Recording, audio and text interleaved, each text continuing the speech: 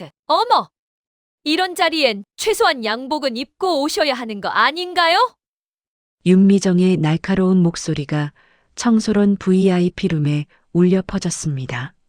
가정환경이 너무 다르네요. 체면이 안 서요. 요즘엔 결혼도 수준이 맞아야 오래 갑니다. 도경철까지 거들며 비웃었죠. 서하연은 얼굴이 붉어지며 숨이 막혔어요. 아버지 서기창은 묵묵히 고개만 숙인 채 모든 모욕을 감내하고 계셨죠. 우리 집안 체면이 있으니 이 결혼은 반대입니다. 하연아, 미안하지만 우리 부모님이 너무 힘들어하셔.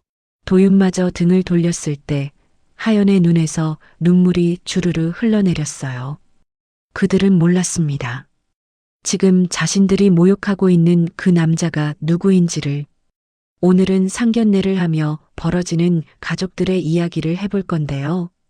만약 내 딸이 저런 상황이면 어떨지 한번 생각하며 보시면 더 재밌을 거예요. 그리고 본격적인 시작에 앞서 구독과 좋아요를 눌러주시면 가정에 큰 행운이 깃드실 겁니다. 그럼 이야기 시작해 보겠습니다.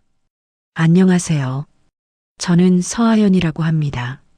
30살이 되도록 별다른 연애 경험 없이 지내다가 작년에 운명처럼 만난 사람이 있어요. 진우전자 기획팀 과장 김도윤 씨죠. 키 178cm의 단정한 인상, 그리고 무엇보다 저를 진심으로 아껴주는 마음이 느껴지는 분이에요. 오늘은 양가 상견례가 있는 날입니다. 새벽 6시, 저는 침대에서 벌떡 일어났어요. 가슴이 두근거리는 게 설렘인지 불안함인지 구분이 안 되더라고요. 창문을 열어보니 늦가을 바람이 차갑게 뺨을 스쳤습니다. 오늘 날씨가 참 좋네. 혼자 중얼거리며 옷장 앞에 섰어요. 어젯밤에 미리 준비해둔 베이지색 원피스가 걸려 있었죠. 도윤 씨 어머니께서 좋아하실 만한 단정한 스타일로 골랐거든요. 화장을 하며 거울 속 제 모습을 바라보는데 문득 아버지 생각이 났습니다. 서기창, 62살. 제 아버지죠. 어머니가 제가 15살 때 돌아가신 후 아버지 혼자서 저를 키우셨어요. 그런데 그 방법이 좀 독특하셨거든요. 폐지를 주우시고 건설 현장에서 막노동을 하시며 생계를 이어가셨죠. 하연아, 돈 많이 벌어서 뭐하냐? 사람답게 사는 게 중요하다. 이런 말씀을 자주 하셨어요. 그래서 제가 대학 등록금을 벌기 위해 아르바이트를 여러 개씩 뛸 때도, 장학금을 받기 위해 밤새 공부할 때도 묵묵히 지켜보기만 하셨죠. 지금 생각해보면 참 고마운 분이에요. 하지만 솔직히 말하면 어렸을 때는 조금 창피하기도 했거든요. 친구들 아버지는 정장을 입고 회사에 다니시는데 저희 아버지는 새벽마다 손수레를 끌고 폐지를 주우러 나가셨으니까요. 학부모 상담 날에도 작업복 차림으로 오셔서 담임 선생님과 이야기하시는 모습을 보면 괜히 움츠러들곤 했어요. 그런데 오늘은 다릅니다. 도윤 씨 가족과의 첫 만남이거든요. 장소는 강남 논현동에 있는 청소런이라는 한식당이에요. 도윤 씨가 예약해 주셨는데 들어보니 꽤 유명한 곳이라더라고요. 아버지, 오늘 상견례 잊지 않으셨죠? 어제 저녁에 전화로 다시 한번 확인했어요. 그럼 있겠냐? 우리 딸 시집 가는 날인데. 아버지 목소리에 기쁨이 묻어났어요. 그런데 저는 자꾸 걱정이 되더라고요. 아버지, 옷은 좀 단정하게 입고 오세요. 정장까지는 아니어도. 알겠다, 알겠어. 걱정 마라. 짧은 대답이었지만 아버지 특유의 무뚝뚝한 투에서 약간의 당황스러움이 느껴졌어요. 오늘 아침 7시쯤 아버지께 다시 전화를 드렸습니다. 아버지, 몇 시에 도착하실 거예요? 12시 반에 식당 앞에서 만나자고 했잖아. 네, 그런데 옷은 어떤 걸 입으실 거예요? 한참 동안 침묵이 흘렀어요. 하연아. 네. 옷보다 중요한 건 예의지. 그 한마디에 제가 할 말이 없어졌어요. 아버지가 틀린 말씀을 하신 건 아니거든요. 하지만 현실적으로 생각해보면 첫인상이라는 게 있잖아요. 도윤 씨 아버지는 진우전자 부장으로 재직 중이세요. 어머니도 피아노 학원을 운영하시는 분이고요. 그런 분들 앞에서 아버지가 평소처럼 낡은 작업복을 입고 나타나시면 상상만 해도 숨이 막혔어요. 지하철을 타고 강남으로 향하는 길, 창밖 풍경을 멍하니 바라보며 생각에 잠겼습니다.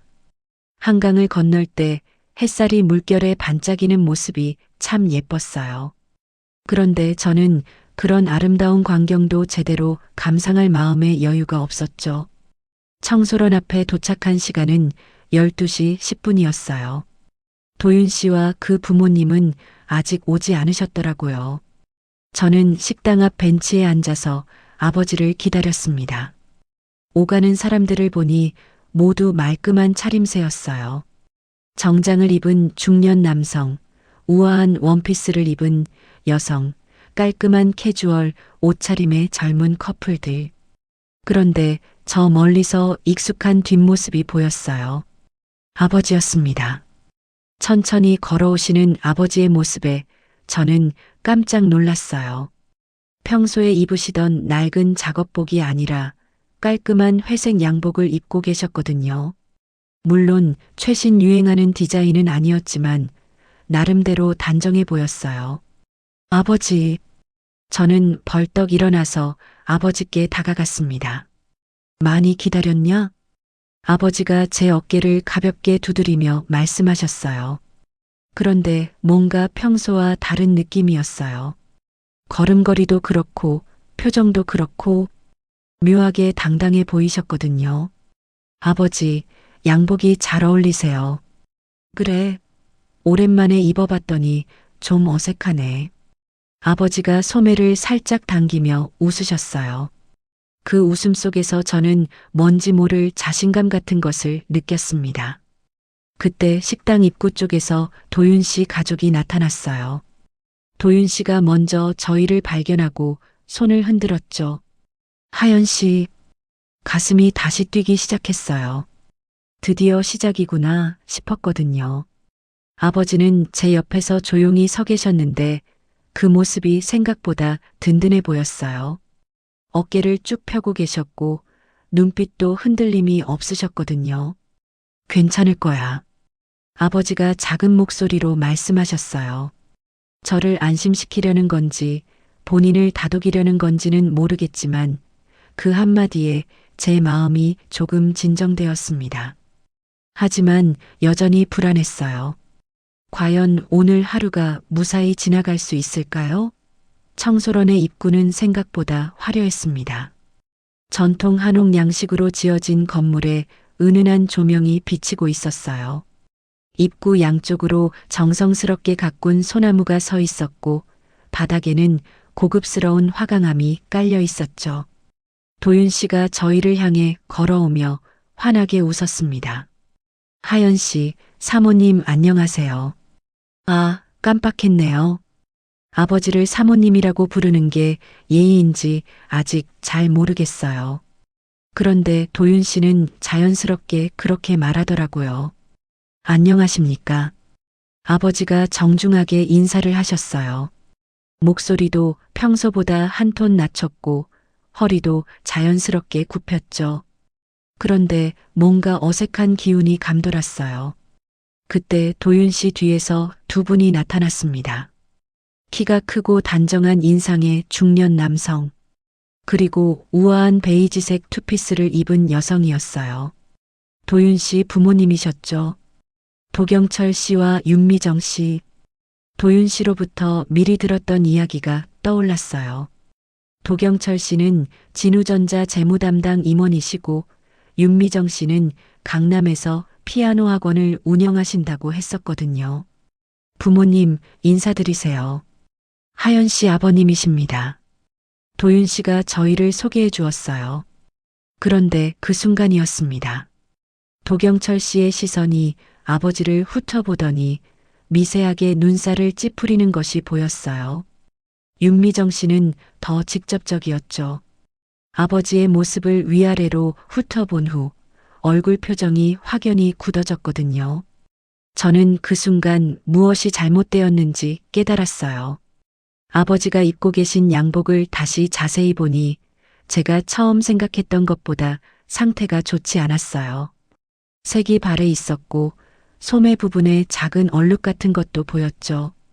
그리고 무엇보다 아버지 손에 기름때가 묻어 있었어요. 손톱 밑에 검은 때가 끼어 있었고 손가락 관절 부분도 거뭇거뭇했죠. 아마도 어제까지 일하시느라 완전히 씻어지지 않았나 봐요. 윤미정 씨가 입을 열었습니다. 어머, 이런 자리엔 최소한 양복은 입고 오셔야 하는 거 아닌가요? 그 말을 듣는 순간 제 얼굴이 화끈거렸어요. 아버지는 양복을 입고 계시잖아요. 물론 새 옷은 아니었지만 나름대로 정성껏 차려입으신 거라고요. 그런데 윤미정 씨는 마치 아버지가 작업복을 입고 온 것처럼 말씀하시는 거예요. 죄송합니다. 급하게 준비하느라. 아버지가 조용히 말씀하셨어요. 목소리에 당황스러움이 묻어났죠. 도경철 씨는 아예 아버지 쪽을 보지도 않았어요. 시계를 보더니 도윤 씨에게 말했죠. 들어가자. 예약 시간이 지났다. 말투가 차가웠어요. 마치 아버지가 거기 없는 것처럼 행동하시는 거예요. 저는 가슴이 답답해졌어요. 숨을 제대로 쉴 수 없을 정도였죠. 아버지, 괜찮으세요? 제가 작은 목소리로 물어보니 아버지가 제 어깨를 가볍게 툭 치며 말씀하셨어요. 괜찮다. 들어가자. 하지만 아버지 표정에서 상처받으신 기색이 역력했어요. 식당 안으로 들어가는 발걸음이 무거웠습니다. 청소런 내부는 더욱 화려했어요. 천장에는 전통 단청으로 장식된 석가래가 있었고 벽면에는 유명 작가의 서예 작품들이 걸려 있었죠. 바닥에는 고급스러운 한지로 만든 러그가 깔려 있었고 곳곳에 놓인 도자기 화분들도 눈에 띄었어요. 안내해준 방은 5명이 앉기에 적당한 크기였어요. 한가운데 둥근 테이블이 놓여 있었고 테이블 위에는 하얀 테이블보가 깔려 있었죠. 자리를 잡는 과정에서 또 한 번 어색한 순간이 왔어요. 윤미정 씨가 아버지와 최대한 멀리 떨어진 자리에 앉으려고 하시는 게 눈에 보였거든요. 도경철 씨는 여전히 아버지와 눈을 마주치려 하지 않았고요. 도윤 씨가 중간에서 어떻게든 분위기를 풀어보려고 애썼어요. 아버님, 여기 음식이 정말 맛있다고 해요. 특히 갈비찜이 유명하대요. 그런데 아버지가 대답하기도 전에 윤미정 씨가 말을 끊었어요. 도윤아, 메뉴 좀 보자. 어머님, 저희 아버지께서 말씀하고 계시는데. 하연 씨, 도윤 씨가 제 말을 막았어요.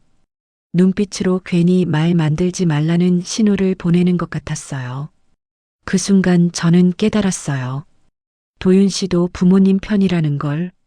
아무리 저를 사랑한다고 해도 결국 가족은 가족인 거죠. 아버지가 창피하니까 어떻게든 이 상황을 넘어가고 싶어 하는 거예요. 물이 따라져 나왔어요. 서빙하는 직원이 정중하게 인사하며 물잔을 채워주었죠. 그런데 아버지가 물을 마시려고 잔을 드는 순간 윤미정 씨가 또 한 번 얼굴을 찌푸렸어요. 아버지 손에 묻은 기름때 때문이었어요. 실례지만 화장실에서 손을 좀 씻고 오시는 게 어떨까요?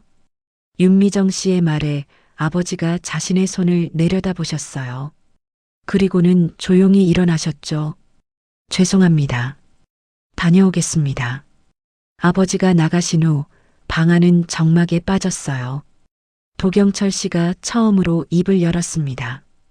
도윤아, 네 아버지. 이런 식으로 상견례를 하는 게 맞나? 목소리가 차갑고 단호했어요. 윤미정 씨도 거들었죠. 정말 당황스럽네. 이런 자리엔 그래도 기본은 지켜야 하는 거 아니야? 저는 더 이상 참을 수 없었어요. 죄송하지만 저희 아버지는 나름대로 정성껏 준비해서 오신 거예요. 하연 씨, 도윤 씨가 제 팔을 살짝 잡았어요.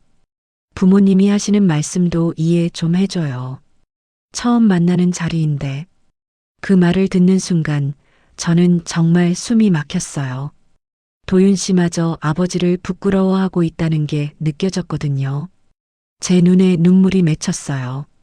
하지만 울 순 없었죠. 이런 자리에서 우는 건 더 창피한 일이니까요. 그때 아버지가 돌아오셨어요. 손을 깨끗하게 씻으신 모습이었지만 표정은 더욱 굳어 있었어요. 아마 밖에서 이미 분위기를 눈치채신 것 같았어요. 자리에 앉으시며 아버지가 말씀하셨어요. 죄송합니다. 제가 준비가 부족했나 봅니다. 그 한마디에 제 가슴이 찢어질 것 같았어요. 아버지는 잘못한 게 없어요. 그냥 가난할 뿐이에요. 돈이 없어서 좋은 옷을 사 입을 수 없고 매일 고된 일을 하느라 손이 거칠어진 것 뿐이라고요. 그런데 사람들은 그런 아버지를 이상하게 바라보고 무시하고 창피해하는 거예요. 저는 그 순간 깨달았어요. 이건 단순히 첫인상이 나빠서 생긴 문제가 아니라는 걸. 훨씬 더 깊고 복잡한 문제라는 걸. 가슴이 답답해서 견딜 수 없었어요. 메뉴가 나왔습니다. 고급스러운 한지로 제본된 메뉴판이었어요. 표지에는 청소런이라는 글자가 금박으로 새겨져 있었고 펼쳐보니 음식 사진들이 정말 화려했죠. 갈비찜, 불고기, 전복죽, 삼계탕, 하나같이 비싸 보이는 요리들이었어요. 도윤 씨가 메뉴를 보며 말했어요. 다들 뭘 드시고 싶으세요? 여기 갈비찜이 정말 유명하다고 해요. 그런데 윤미정 씨가 메뉴를 덮더니 말했어요. 잠깐 주문하기 전에 할 얘기가 있어요. 목소리가 차가웠어요. 마치 뭔가 중요한 선언을 하려는 것처럼요. 도경철 씨도 고개를 끄덕이며 아내를 바라봤어요. 두 분이 마치 미리 짜고 온 것처럼 호흡이 맞았죠. 솔직히 말씀드릴게요. 윤미정 씨가 저를 똑바로 바라보며 말했어요. 가정 환경이 너무 다르네요. 이런 식으로는 체면이 안 서요. 그 말을 듣는 순간 저는 귀를 의심했어요. 대놓고 저희 가정 환경을 문제 삼는 거예요. 그것도 아버지가 바로 옆에 앉아 계신데요. 아버지는 여전히 조용히 앉아 계셨어요. 표정은 담담했지만 손이 미세하게 떨리는 게 보였죠. 도경철 씨가 거들었습니다. 요즘엔 결혼도 수준이 맞아야 오래갑니다. 비웃는 듯한 말투였어요. 경제적 격차가 너무 크면 나중에 문제가 생겨요. 특히 아이들 교육 문제라든지. 저는 가슴이 뛰기 시작했어요. 화가 나는 동시에 당황스러웠거든요. 어머님, 아버님, 그런 식으로 말씀하시면. 하연 씨, 윤미정 씨가 제 말을 끊었어요. 우리도 처음에는 도윤이가 좋아하니까 괜찮다고 생각했어요. 하지만 실제로 만나보니 이건 아니에요. 그녀가 아버지를 힐끗 쳐다보며 말했죠. 최소한의 예의도 모르시는 것 같고 사회적 상식도 부족해 보이고요. 그 순간 아버지가 입을 여셨어요. 죄송합니다. 목소리가 작고 조용했어요. 생계 때문에 급히 오느라 준비가 부족했나 봅니다. 아버지다운 대답이었어요. 끝까지 예의를 지키려고 하시는 거예요. 그런데 도경철 씨가 코웃음을 쳤어요. 생계 때문이라고요? 그럼 평소에는 어떤 일을 하시는 거예요? 질문이라기보다는 조롱에 가까웠어요. 아버지가 잠시 망설이시더니 말씀하셨어요. 여러 가지 일을 합니다. 폐지도 줍고 건설 현장에서도 일하고. 아, 그런 일을 하시는군요. 윤미정 씨의 목소리에 경멸이 담겨 있었어요.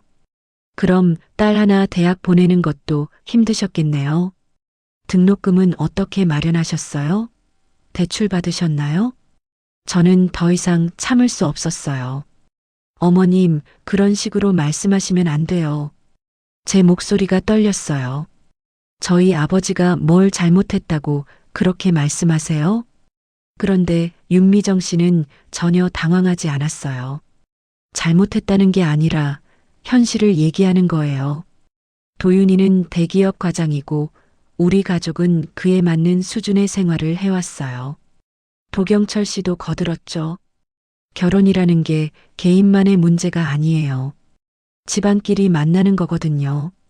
그가 테이블 위에 물잔을 만지작거리며 말했어요. 솔직히 말해서 우리 회사 임원들 모임에 같이 나올 수 있겠어요? 골프장에서 만날 수 있겠고요? 모욕적인 말이었어요. 아버지를 마치 사람 취급도 안 하는 거예요. 그런데 더 충격적인 건 도윤 씨의 반응이었어요. 부모님 말씀도 일리가 있어요, 하연 씨. 그가 조용히 말했죠. 우리도 현실적으로 생각해 봐야 하지 않을까요? 배신감이 밀려왔어요. 도윤 씨마저 부모님 편에 서는 거예요. 윤미정 씨가 계속 말을 이었어요. 그리고 나중에 결혼하면 명절 때마다 만나야 하는데 이런 식으로 어떻게 지내요? 우리 친척들한테 뭐라고 소개할 거예요? 도경철 씨가 더욱 직설적으로 말했죠. 냉정하게 얘기하면 격이 안 맞아요. 우리는 사회적 지위가 있는 사람들이거든요. 아버지는 여전히 조용히 앉아 계셨어요. 등이 조금 구부정해진 것 같았지만 표정은 변하지 않으셨죠. 이해합니다. 아버지가 말씀하셨어요. 부족한 정도가 아니라 아예 세계가 다른 것 같아요. 하연 씨도 그런 환경에서 자랐으니 그녀가 저를 위아래로 훑어보더니 말했어요. 교육이나 예절 같은 것도 많이 다르겠네요. 저는 정말 화가 났어요. 아버지를 모욕하는 것도 모자라서 저까지 깎아내리는 거예요. 어머님, 지금 너무 심하시는 거 아니에요? 제 목소리가 높아졌어요. 저희가 가난하다고 해서 인격까지 무시당해야 하는 건가요? 도경철 씨가 차가운 눈으로 저를 바라봤어요. 무시하는 게 아니라 사실을 얘기하는 거예요. 사회라는 게 원래 그런 거 아닙니까? 그가 손가락으로 테이블을 톡톡 치며 말했죠. 나이도 어린 게 버릇없이 목소리를 높이네요. 이런 것도 가정교육의 차이겠죠. 그 말을 듣는 순간 눈물이 핑 돌았어요. 죄송합니다. 아버지가 다시 말씀하셨어요. 제가 딸을 제대로 가르치지 못한 것 같습니다. 아버지까지 그들 앞에서 고개를 숙이시는 모습을 보니 정말 견딜 수 없었어요. 윤미정 씨가 마지막 한마디를 던졌어요. 결혼은 정말 신중하게 해야 해요. 특히 도윤이 같은 아이는 미래가 창창한데 발목을 잡을 순 없잖아요. 발목을 잡는다고요? 제가 도윤 씨의 발목을 잡는다는 거예요? 제 눈에서 눈물이 주르르 흘러내렸어요. 참으려고 했는데 더 이상 안 되더라고요. 도윤 씨가 당황하며 저에게 다가왔어요. 하연 씨, 괜찮아요. 부모님도 처음이라 그러신 거예요. 하지만 저는 고개를 저었어요. 이건 처음이라서 그런 게 아니에요. 처음부터 끝까지 저희를 무시하고 조롱한 거예요. 아버지가 조용히 일어나셨어요. 죄송합니다. 오늘은 제가 먼저 일어나겠습니다. 그리고 저를 보시며 말씀하셨어요. 하연아, 집에 가자. 아버지 목소리가 떨리고 있었어요. 아마 많이 상처받으셨을 거예요. 저는 눈물을 닦으며 일어났어요. 더 이상 이 자리에 있고 싶지 않았거든요. 도윤 씨가 제 팔을 잡았어요. 하연 씨, 이렇게 가면 안 돼요. 다시 앉아서 얘기해요. 하지만 저는 그의 손을 뿌리쳤어요. 놔주세요. 제 목소리가 쉬어 있었어요. 당신도 부모님과 같은 생각이잖아요. 식당을 나오는 길, 다른 손님들의 시선이 따가웠어요. 아마 저희가 울면서 나오는 모습을 보고 이상하게 생각했을 거예요. 밖에 나와서야 아버지와 제가 마주봤어요. 아버지 눈도 빨갛게 충혈되어 있었어요. 하지만 여전히 제 앞에서는 울지 않으려고 애쓰고 계셨죠. 아버지, 괜찮다. 집에 가자. 길을 걸으며 저는 생각했어요. 정말 저희가 잘못된 걸까요? 가난하다는 게 이렇게 큰 죄인 걸까요? 청소런 밖 가로수 길은 고요했습니다. 오후 2시쯤이었는데 평일이라 그런지 사람들이 많지 않았어요. 바람이 불어와 떨어진 은행잎들이 바닥에 굴러다니고 있었죠. 저와 아버지는 말없이 걸었어요. 아버지는 평소보다 어깨가 많이 처져 있었고 걸음걸이도 힘이 없어 보였어요.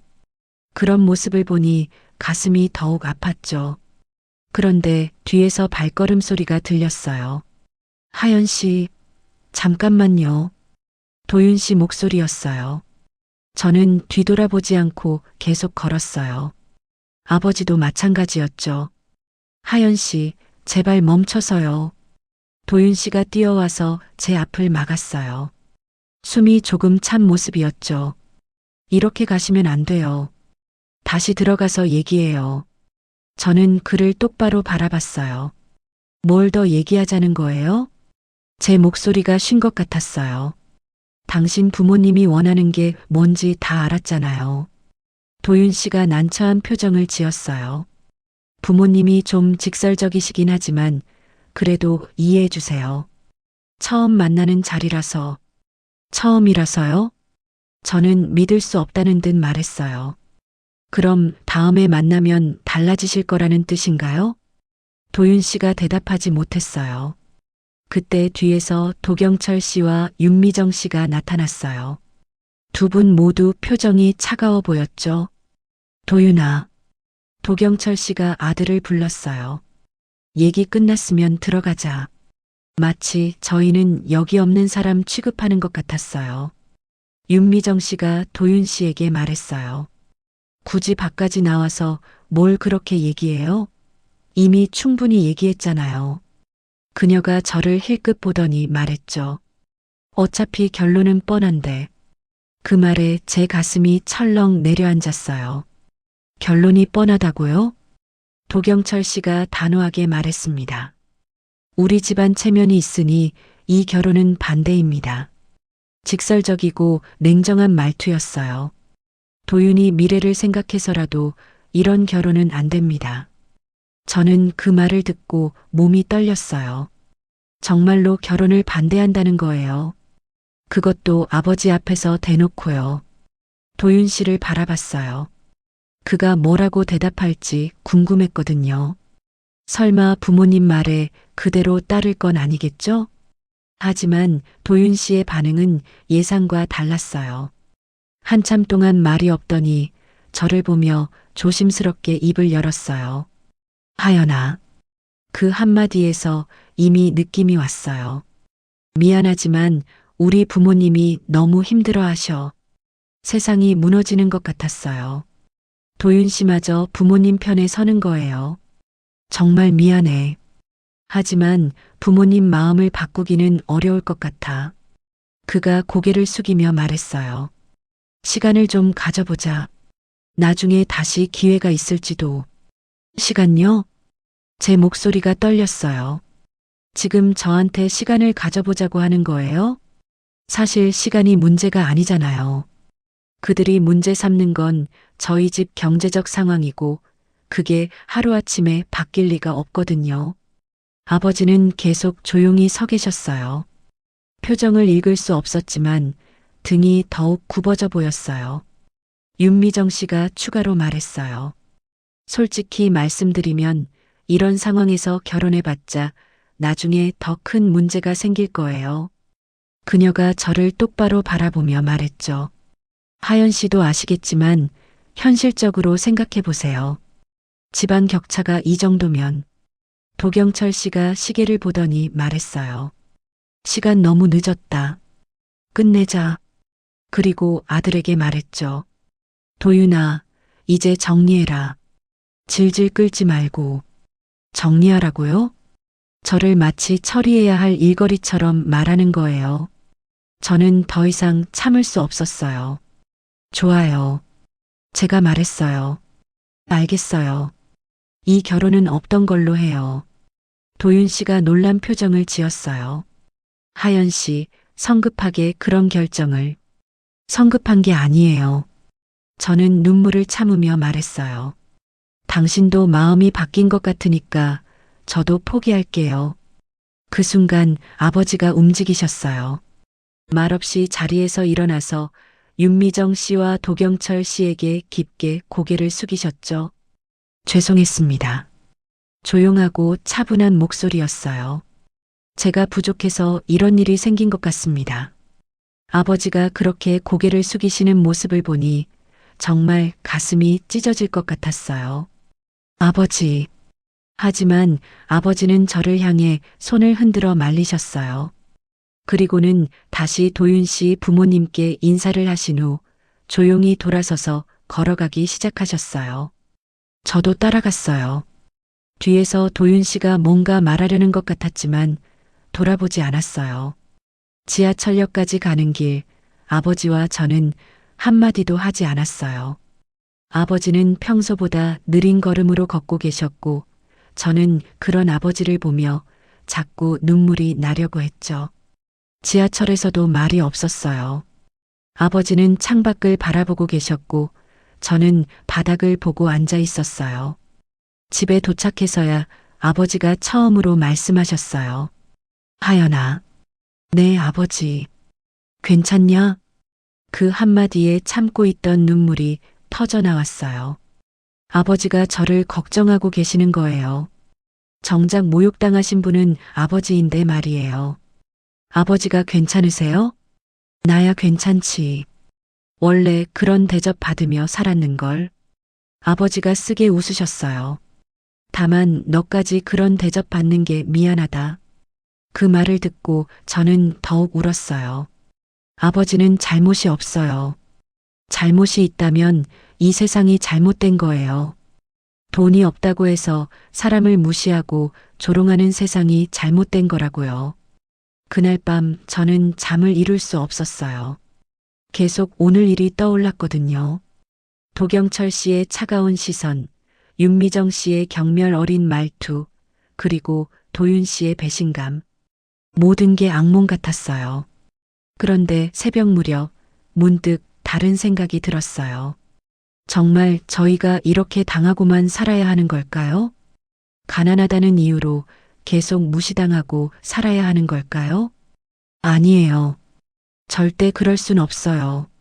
언젠가는 저들을 모두 놀라게 해주고 싶었어요. 저희도 당당하게 살 수 있다는 걸 보여주고 싶었죠.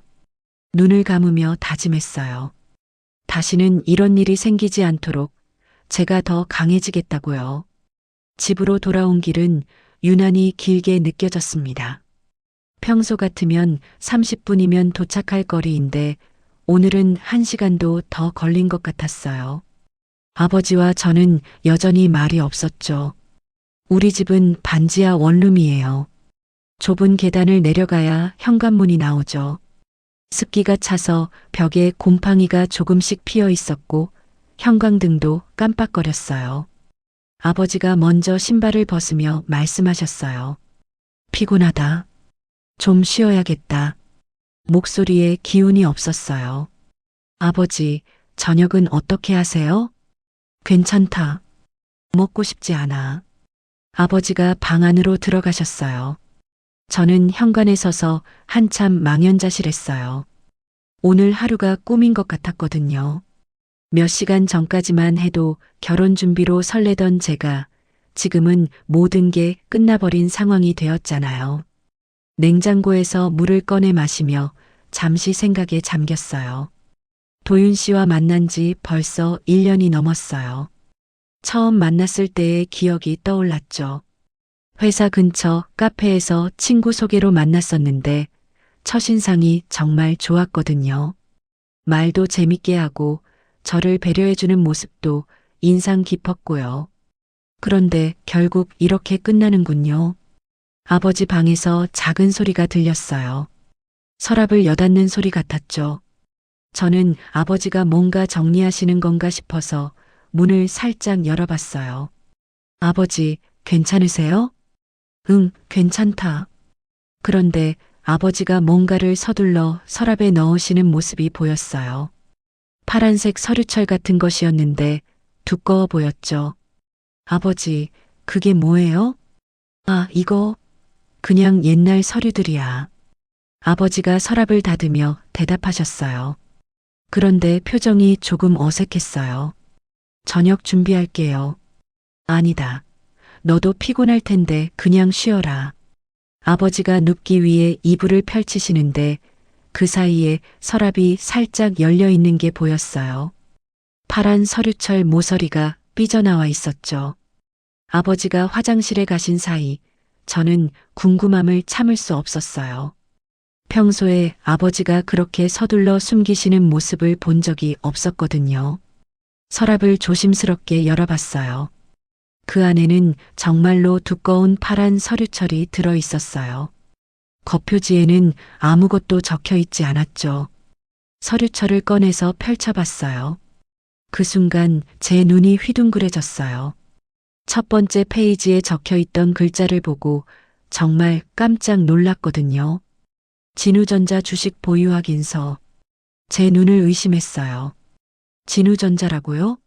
도윤 씨가 다니는 바로 그 회사 말인가요? 손이 떨리면서 다음 페이지를 넘겨봤어요. 그리고 더 큰 충격을 받았죠. 주주명 서기창, 보유 주식수 254만 7,890주, 지분율 10.14%. 잠깐, 이게 뭐죠? 아버지가 진우전자 주식을 가지고 계시다고요? 그것도 10%가 넘는 지분을요? 저는 서류를 다시 한번 자세히 봤어요. 발행일자도 최근 것이었고 회사 직인도 선명하게 찍혀 있었어요. 가짜일 리가 없었죠. 다음 장을 넘기니 더 많은 서류들이 있었어요. 주식 매매 내역서, 배당금 지급 확인서, 그리고 이사회 참석 안내서라는 문서도 보였어요. 이사회 참석 안내서요? 그럼 아버지가 진우전자 이사라는 뜻인가요? 제가 아는 아버지는 폐지를 줍고 막노동을 하시는 분인데요. 뒤에서 발자국 소리가 들렸어요. 아버지가 화장실에서 나오시는 소리였죠. 저는 급하게 서류철을 원래 자리에 넣으려고 했는데 손이 너무 떨려서 제대로 안 들어갔어요. 하연아, 뭐하냐? 아버지 목소리가 들렸어요. 저는 깜짝 놀라서 돌아봤죠. 아버지가 문 앞에 서서 저를 바라보고 계셨어요. 표정이 많이 당황스러워 보였어요. 아버지, 이게 뭐예요? 제가 떨리는 목소리로 물어봤어요. 아버지가 한숨을 쉬시더니 방 안으로 들어오셨어요. 봤구나. 조용한 목소리였어요. 아버지, 진우전자 주식을 가지고 계신 거예요? 그렇다. 담담한 대답이었어요. 그럼 왜 그동안 말씀 안 하셨어요? 아버지가 서랍에서 서류철을 완전히 꺼내셨어요.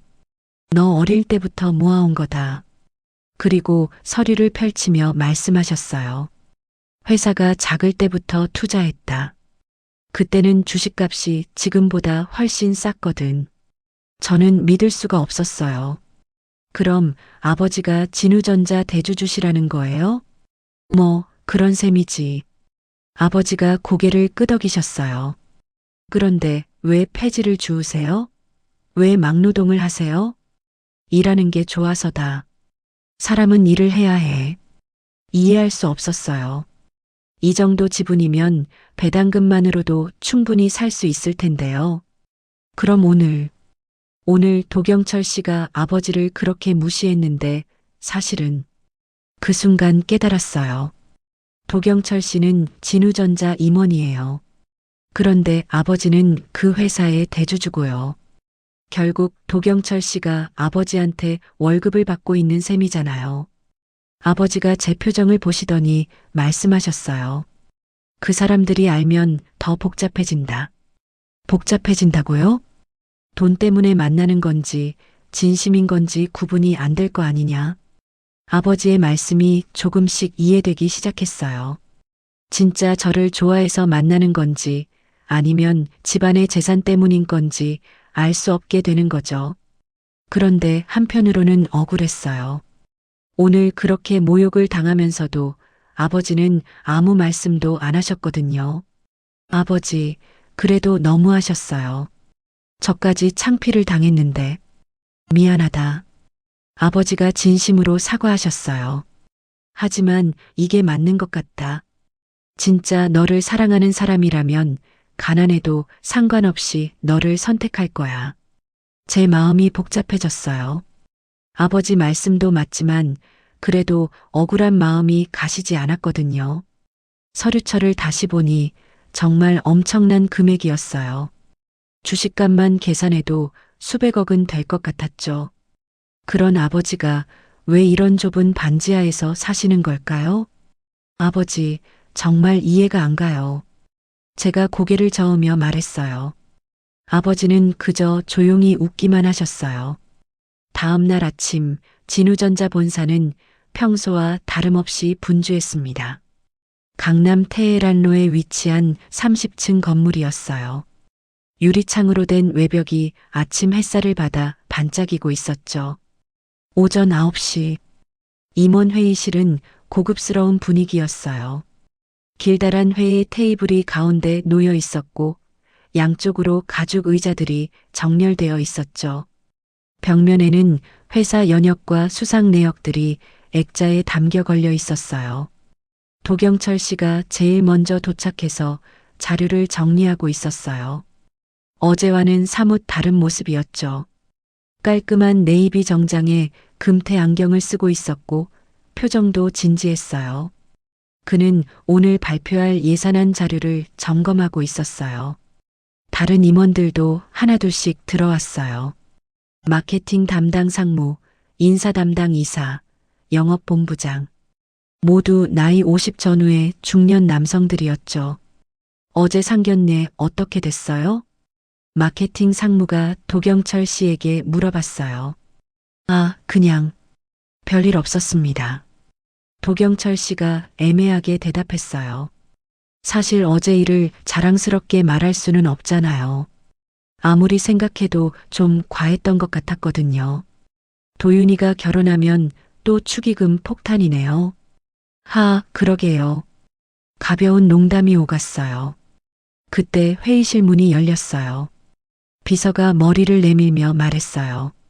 임원님들, 오늘 긴급 안건이 하나 추가되었습니다. 긴급 안건이요? 인사 담당 이사가 물어봤어요. 네. 대주주께서 직접 참석하시겠다고 하셔서요. 대주주라고요? 임원들이 서로 얼굴을 마주봤어요. 진우전자는 상장회사이긴 하지만 특정 개인이 큰 지분을 가지고 있다는 건 알려진 사실이었어요. 하지만 그 대주주가 누구인지는 대부분 모르고 있었죠. 그분이 직접 오신다고요? 도경철 씨가 놀란 표정으로 물어봤어요. 네. 곧 도착하실 예정입니다. 비서가 나가고 회의실 분위기가 갑자기 긴장됐어요. 대주주가 직접 나타난다는 건 심상치 않은 일이거든요. 무슨 일인지 아시는 분 있어요?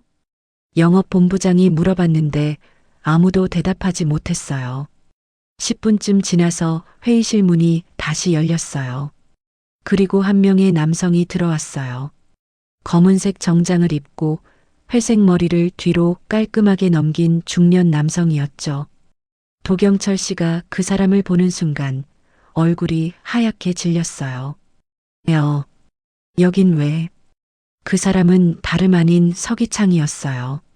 어제 허름한 작업복을 입고 청소런에 왔던 바로 그 사람이었죠. 하지만 오늘의 서기창은 완전히 다른 사람 같았어요. 정장이 완벽하게 맞았고 걸음걸이도 당당했어요. 무엇보다 눈빛이 예리했죠. 서기창이 회의실을 둘러본 후 맨 위쪽 상석으로 걸어갔어요. 안녕하십니까? 차분하고 낮은 목소리로 인사했어요. 다른 임원들은 누가 이 사람인지 몰라서 어리둥절한 표정이었어요. 저는 서기창입니다. 이 회사 지분 10.14%를 보유한 대주주입니다. 그 말에 회의실이 술렁였어요. 대주주로서 긴급 안건을 상정했습니다. 서기창이 자리에 앉으며 말했어요. 도경철 씨는 아직도 믿을 수 없다는 표정으로 그를 바라봤어요. 어제 그분이 맞습니다. 서기창이 고개를 끄덕였어요. 어제 청소년에서 만난 그 사람이 저입니다. 다른 임원들이 도경철 씨를 바라봤어요. 무슨 일인지 궁금해하는 눈빛이었죠. 서기창이 서류 가방에서 몇 장의 문서를 꺼냈어요. 어제 제 딸에게 시댁이 어떤 예의를 보였는지 다 알고 있습니다. 목소리에 분노가 담겨 있었어요. 도경철 씨 얼굴이 더욱 파래졌어요. 그게 CFO 도경철 씨? 서기창이 그를 똑바로 바라보며 말했어요. 당신은 어제 제 딸과 저를 어떻게 대했습니까? 회의실이 조용해졌어요. 다른 임원들도 상황을 대충 파악한 것 같았어요. 가난하다고 무시했고 격이 맞지 않는다고 모욕했으며 체면이 안 선다고 결혼을 반대했습니다. 서기창의 목소리가 점점 커졌어요. 그런데 지금 보니 당신이 그렇게 무시한 사람이 바로 당신 회사의 최대 주주였군요. 도경철 씨가 입을 벌렸지만 말이 나오지 않았어요. 죄송합니다. 제가 몰랐습니다. 몰랐다고요? 서기창이 비웃었어요. 사람을 돈으로만 판단하는 당신이 몰랐다는 게 변명이 됩니까? 마케팅 상무가 조심스럽게 물어봤어요. 실례지만 정확히 무슨 일이 있었던 건가요? 서기창이 그에게 대답했어요. 제 딸이 도경철 씨 아들과 결혼을 앞두고 있었습니다. 그런데 어제 상견례에서 저희 집이 가난하다는 이유로 온갖 모욕을 당했습니다. 그가 도경철 씨를 다시 바라봤어요. 특히 이 CFO님은 저를 보고 격이 안 맞다, 사회적 지위가 다르다며 결혼을 반대했습니다. 다른 임원들의 얼굴이 어두워졌어요. 회사 최대 주주를 그런 식으로 대했다는 게 믿어지지 않았거든요. 그래서 오늘 이 자리에 왔습니다. 서기창이 서류를 테이블 위에 놓았어요. 임원진 재편성을 논의하기 위해서 말입니다. 도경철 씨가 벌떡 일어났어요. 잠깐만요. 그건 너무 갑작스럽습니다. 갑작스럽다고요? 서기창이 차갑게 웃었어요. 당신이 어제 저에게 한 말을 기억해 보세요. 격이 안 맞는다고 하셨죠? 그건 이제 보니 정말로 격이 안 맞네요. 제가 당신보다 훨씬 높은 자리에 있었는데 말입니다. 회의실의 분위기가 얼어붙었어요. 다른 임원들은 아무 말도 하지 못했어요. 서기창이 계속 말했어요. 물론 저는 평소에 주주로서 경영에 간섭하지 않았습니다.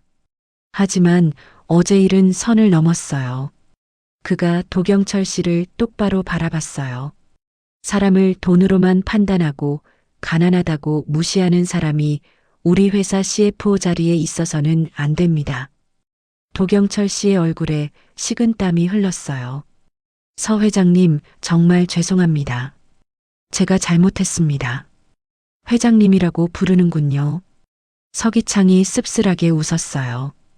어제는 폐지 줍는 늙은이라고 무시했으면서 말입니다. 그 순간 도경철 씨가 무릎을 꿇었어요. 정말 죄송합니다. 다시는 그런 일이 없도록 하겠습니다. 하지만 서기창의 표정은 변하지 않았어요. 늦었습니다. 그가 서류를 펼치며 말했어요. 이미 결정했습니다. 당신은 오늘부로 CFO직에서 해임됩니다. 회의실이 완전히 조용해졌어요. 아무도 감히 말할 수 없는 분위기였죠. 서기창이 다른 임원들을 바라보며 말했어요. 물론 다른 분들은 걱정하지 마십시오. 이번 일은 개인적인 문제이니까요. 그리고 다시 도경철 씨를 바라봤어요. 하지만 제 딸을 모욕한 것만은 용서할 수 없습니다. 도경철 씨가 완전히 무너져 내렸어요. 어제까지만 해도 자신이 우위에 있다고 생각했는데 하루 만에 모든 게 뒤바뀐 거예요. 서기창이 마지막으로 말했어요. 앞으로는 사람을 겉모습으로 판단하지 마십시오. 세상에는 당신이 모르는 일들이 많습니다. 서기창이 서류 가방에서 또 다른 문서들을 꺼냈습니다. 두꺼운 파일이었는데 표지에는 재무감사보고서라고 적혀 있었어요. 그런데 오늘 여기 온 이유가 개인적인 감정만은 아닙니다. 서기창의 목소리가 더욱 진지해졌어요. 대주주로서 회사 경영을 점검하던 중 몇 가지 문제점을 발견했습니다. 다른 임원들이 긴장한 표정으로 그를 바라봤어요. 도경철 씨는 이미 얼굴이 창백해진 상태였죠. CFO 도경철 씨의 업무 처리에 심각한 문제가 있었습니다. 서기창이 문서를 펼치며 말했어요. 첫 번째, 분기별 재무보고서에 누락된 항목들이 다수 발견되었습니다. 마케팅 상무가 놀란 표정을 지었어요. 누락된 항목이라고요? 계열사 간 내부 거래 내역, 그리고 일부 투자 손실 건이 제대로 보고되지 않았습니다. 서기창이 해당 페이지를 가리키며 설명했어요. 특히 지난 분기 해외 투자 실패로 인한 손실 15억 원이 보고서에서 빠져 있었습니다. 도경철 씨가 변명하려고 했어요. 그건 다음 분기에 포함시키려고. 다음 분기에요? 서기창이 차갑게 웃었어요. 주주들에게 정확한 정보를 제공하지 않은 것은 명백한 직무유기입니다. 인사 담당 이사도 심각한 표정을 지었어요. 상황이 생각보다 심각하다는 걸 알았거든요. 두 번째, 임직원 복리후생 예산을 무단으로 삭감했습니다. 서기창이 다음 문서를 넘기며 말했어요. 이사회 승인 없이 직원들 교육비와 건강검진비를 20%나 줄였더군요.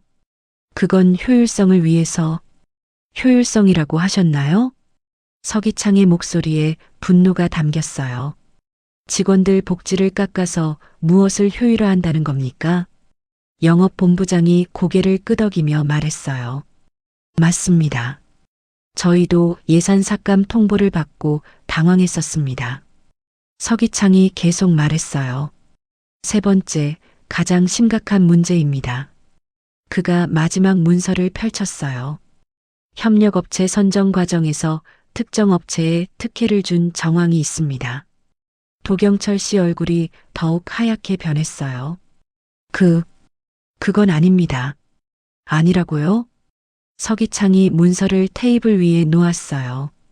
이 업체는 입찰 가격이 다른 곳보다 30%나 높았는데도 선정되었습니다. 그 이유가 뭡니까? 회의실이 조용해졌어요. 다른 임원들도 이런 사실을 몰랐던 것 같았어요. 혹시 개인적인 이익이 있었던 건 아닙니까? 서기창의 질문에 도경철 씨가 말을 더듬었어요. 아닙니다. 그냥 업체 실력을 보고. 실력을 봤다고요? 서기창이 비웃었어요. 그 업체 대표가 당신 처남이라는 사실도 실력에 포함됩니까? 그 말에 다른 임원들이 웅성거렸어요. 친인척 특혜라는 게 명백해진 거예요. 마케팅 상무가 혀를 찼어요. 이런 일이 있었다니. 도경철 씨가 완전히 무너져 내렸어요. 죄송합니다. 정말 죄송합니다. 하지만 서기창은 용서할 생각이 없었어요. 이 모든 것이 어제 하루 사이에 발견된 건 아닙니다. 그가 서류들을 정리하며 말했어요. 평소에 관심을 갖고 지켜보고 있었거든요. 다만 직접 나서지 않았을 뿐입니다. 그럼 왜 지금? 인사 담당 이사가 조심스럽게 물어봤어요. 어제 일 때문입니다. 서기창이 단호하게 대답했어요. 사람을 돈으로만 평가하고 가난하다고 무시하는 사람이 이런 부정까지 저지르고 있더군요. 그가 도경철 씨를 똑바로 바라봤어요. 당신은 자격이 없습니다. CFO는 물론이고 이 회사에 있을 자격 자체가 없어요. 서 회장님 제발 이사회 표결에 붙이겠습니다. 서기창이 차갑게 말했어요. CFO 도경철의 직위 해제권 찬성하시는 분? 다른 임원들이 서로 눈치를 봤어요. 하지만 결국 하나둘씩 손을 들기 시작했어요. 만장일치네요. 서기창이 회의록을 작성하며 말했어요. 도경철 씨, 당신은 오늘부로 CFO직에서 해임됩니다. 도경철 씨가 주저앉을 뻔했어요. 그리고 관련 부서에서 감사를 실시할 예정입니다. 혹시 다른 부정이 더 발견되면 법적 조치도 고려하겠습니다. 완전한 퇴출이었어요. 회의가 끝난 후 서기창은 집으로 돌아왔어요. 저는 아버지를 기다리고 있었거든요. 아버지, 어떻게 됐어요? 해결됐다. 아버지가 간단하게 대답하셨어요. 도경철은 해임됐고 앞으로 그 회사에서 일하기 어려울 거다. 저는 복잡한 기분이었어요. 속 시원하긴 했지만 한편으로는 걱정도 됐거든요. 아빠, 복수하려고 한 거야? 아버지가 고개를 저으셨어요. 복수가 아니다. 그리고 창밖을 바라보며 말씀하셨어요. 그들이 사람을 값으로 평가한 대가를 배울 때가 온 거다. 아버지 목소리에는 분노보다는 슬픔이 담겨 있었어요. 사람은 돈으로 평가받아서는 안 돼. 하지만 세상 사람들은 자꾸 그렇게 하려고 한다. 저는 아버지 말씀이 이해됐어요. 그래서 가르쳐 준 건가요? 그렇다. 때로는 이런 식으로라도 깨우쳐줘야 해. 아버지가 저를 바라보며 말씀하셨어요. 너도 앞으로 이런 일 당하지 않으려면 스스로 강해져야 한다. 네, 알겠어요. 그날 저녁 뉴스에서 진우전자 임원 교체 소식이 나왔어요. 하지만 자세한 이유는 공개되지 않았죠. 다만 회사 내부에서는 소문이 돌기 시작했어요. CFO가 하루 만에 해임된 이유에 대해서 말이에요. 도윤 씨한테서 연락이 왔어요. 하연 씨, 정말 미안해요. 아버지가 그렇게 될 줄 몰랐어요. 하지만 저는 더 이상 그와 대화하고 싶지 않았어요. 괜찮아요. 이제 끝난 일이니까요. 다시 만날 수 있을까요? 아니요. 당신 말이 맞았어요. 우리는 정말 격이 안 맞네요. 전화를 끊은 후 저는 홀가분한 기분이었어요. 정말로 모든 게 끝난 것 같았거든요. 몇 달이 흘렀습니다. 계절은 어느새 봄에서 여름으로 넘어가고 있었어요. 우리 동네 작은 공원에는 초록 잎들이 무성하게 자라났죠. 진우전자에서는 큰 변화가 있었어요. 연례 주주총회에서 서기창이 새로 신설된 사회가치 책임위원회 의장으로 추대되었거든요. 회사의 사회적 책임과 윤리 경영을 총괄하는 자리였어요. 하지만 아버지는 여전히 평소와 다름없이 생활하고 계셨어요. 매일 아침 6시에 일어나서 작업복을 입으시고 동네를 한 바퀴 도시며 폐지를 주우셨죠. 달라진 게 있다면 이제는 그 일을 의무감이 아닌 즐거움으로 하신다는 것이었어요. 아버지, 정말 계속 그 일 하실 거예요? 어느 날 아침 제가 물어봤어요. 왜 이상하냐? 아버지가 웃으시며 대답하셨어요. 일하는 게 좋다고 했잖아. 사람은 움직여야 건강해져. 그리고 평소처럼 손수레를 끌고 나가셨어요. 저도 많이 변했어요. 새로운 직장으로 이직했고 그곳에서 좋은 사람들을 만났거든요. 특히 같은 팀에서 일하는 박민수 씨라는 분이 있었어요. 제게 관심을 보이시는 것 같았죠. 민수 씨는 도윤 씨와는 많이 달랐어요. 가난한 집안 출신이었고 스스로 노력해서 지금 자리에 올라선 분이었거든요. 무엇보다 사람을 겉모습으로 판단하지 않으셨어요. 하연 씨, 이번 주말에 시간 있으세요? 조심스럽게 말을 걸어오시는 모습이 진실해 보였어요. 네, 있어요. 저도 조심스럽게 대답했어요. 아직 마음의 준비가 완전히 된 건 아니었지만 새로운 시작을 해보고 싶었거든요. 주말 오후 아버지는 동네 공원에서 아이들과 시간을 보내고 계셨어요. 평소에 하시던 일이었죠. 작업복 차림으로 벤치에 앉아서 아이들에게 음료수를 나눠주시고 계셨어요. 할아버지, 고마워요. 천만에. 더워서 목마르겠지? 아이들이 좋아하는 모습을 보니 저도 흐뭇했어요. 그때 한 아이가 물어봤어요. 할아버지는 왜 항상 작업복을 입어요? 다른 아이들도 궁금하다는 듯 아버지를 바라봤어요. 아버지가 잠시 생각하시더니 대답하셨어요. 겉모습이 가난해 보여도 마음이 부자인 사람도 있는 법이지. 그리고 아이들 머리를 쓰다듬으며 말씀하셨어요. 너희들도 사람을 옷으로 판단하지 마라. 진짜 중요한 건 마음이야. 그 모습을 보며 저는 가슴이 뭉클해졌어요. 아버지는 정말 대단한 분이세요. 돈이 많다고 해서 거만하지 않으시고 권력이 있다고 해서 남을 내려다보지도 않으셨어요. 오히려 더 낮은 곳에서 다른 사람들을 도우며 살아가시죠. 그날 저녁 민수 씨와 첫 데이트를 했어요. 소박한 동네 카페에서 커피를 마시며 이런저런 이야기를 나눴죠. 하연 씨 아버님은 어떤 분이세요? 민수 씨가 물어봤어요. 정말 멋진 분이세요. 저는 자신 있게 대답했어요. 겉으로 보면 평범한 분 같지만 마음은 누구보다 따뜻하시거든요. 민수 씨가 고개를 끄덕이며 말했어요. 그런 분이시라면 한번 뵙고 싶네요. 언젠가 소개해 드릴게요. 집에 돌아와서 아버지께 말씀드렸어요. 아버지, 오늘 새로운 분과 만났어요. 그래, 어떤 사람이냐? 착한 사람이에요. 아버지 같은. 아버지가 빙그레 웃으셨어요. 나갔다고? 그럼 괜찮은 사람이겠네. 저는 아버지를 꼭 안았어요. 아빠가 가장 멋진 사람이야. 그 순간 지난 몇 달 동안의 일들이 떠올랐어요. 도윤 씨와의 만남, 청소년에서의 모욕, 그리고 진실이 밝혀진 순간까지 모든 게 힘들었지만 결국 좋은 결과로 이어졌어요. 아버지는 제게 정말 소중한 교훈을 가르쳐 주셨거든요. 사람의 진짜 가치는 겉모습이나 재산에 있는 게 아니라 마음에 있다는 것을요. 그리고 진정한 품격은 남을 무시하는 데서 나오는 게 아니라 남을 배려하고 이해하는 데서 나온다는 것도 배웠어요. 며칠 후 민수 씨가 아버지를 뵙겠다고 하셨어요.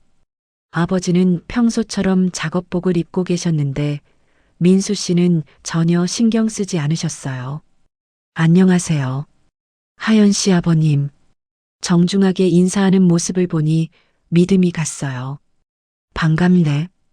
우리 딸 잘 부탁한다. 아버지도 마음에 들어 하시는 것 같았어요. 그날 저녁 3명이 함께 저녁을 먹었는데 분위기가 정말 좋았어요. 서로를 존중하고 배려하는 마음이 느껴졌거든요. 식사 후 공원을 산책하며 민수 씨가 말했어요. 아버님이 정말 멋지세요. 사람의 됨됨이가 느껴져요. 고마워요. 제가 대답했어요. 저도 아버지를 닮고 싶어요. 그날 밤 잠들기 전 저는 생각했어요. 진짜 행복이 뭔지 알 것 같았거든요. 많은 돈을 갖는 것도 좋지만 그보다 더 중요한 건 좋은 사람들과 함께 있는 거라는 걸 깨달았어요. 창밖으로 달빛이 스며들고 있었어요. 내일도 아버지는 작업복을 입고 동네를 돌며 아이들과 웃음을 나누실 거예요. 그리고 저는 그런 아버지가 정말 자랑스러웠어요. 그럼 오늘 이야기는 여기까지입니다. 영상을 시청해주신 모든 분들 고맙습니다. 구독과 좋아요 부탁드립니다. 감사합니다.